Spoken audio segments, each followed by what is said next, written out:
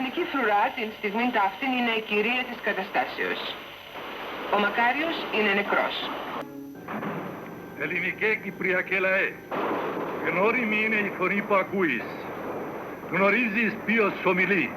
Είμαι ο Μακάριος. Δεν είμαι νεκρός. Είμαι ζωντανός. Και είμαι μαζί σου, συναγωνιστής και σημεοφόρος στον κοινόν αγώνα. Ελληνικέ Κυπριακέ λαέ, η Χούντα απεφάσισε να καταστρέψει την Κύπρο, να την διχοτομήσει.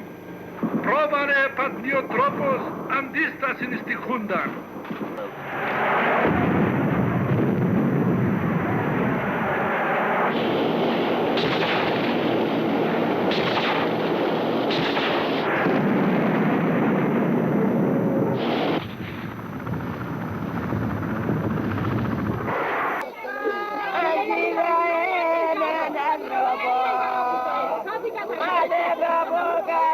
Τρεις χώρες είχαν εγγυηθεί την ακεραιότητα της πατρίδας αυτών των ανθρώπων. Η μια χώρα προσπάθησε να ανατρέψει τον αιρετό ηγέτη της. Η άλλη άρπαξε με τη βία 40% του εδάφους της και η τρίτη παρακολουθούσε την κατάσταση σαν αδιάφορος θεατής.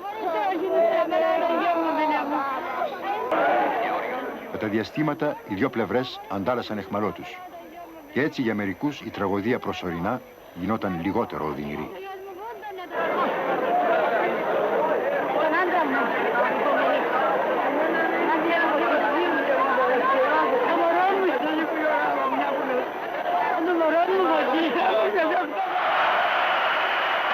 Τον Νοέμβριο έγινε βέβαιο πως ο Μακάριος θα ερχόταν πίσω. Όπως και την πρώτη φορά, κατά την επάνωδό του στην Κύπρο, πέρασε από την Αθήνα.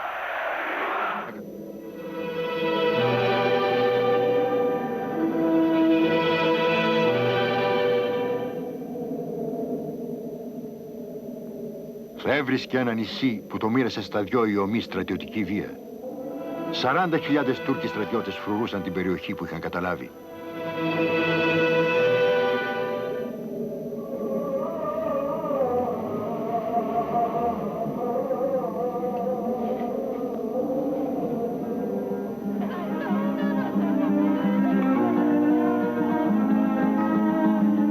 Θα συναντούσε ακόμα τους πρόσφυγες, απελπισμένους και πικραμένους μέσα σε σκηνές, στους ψυχρούς καταβλισμούς τους.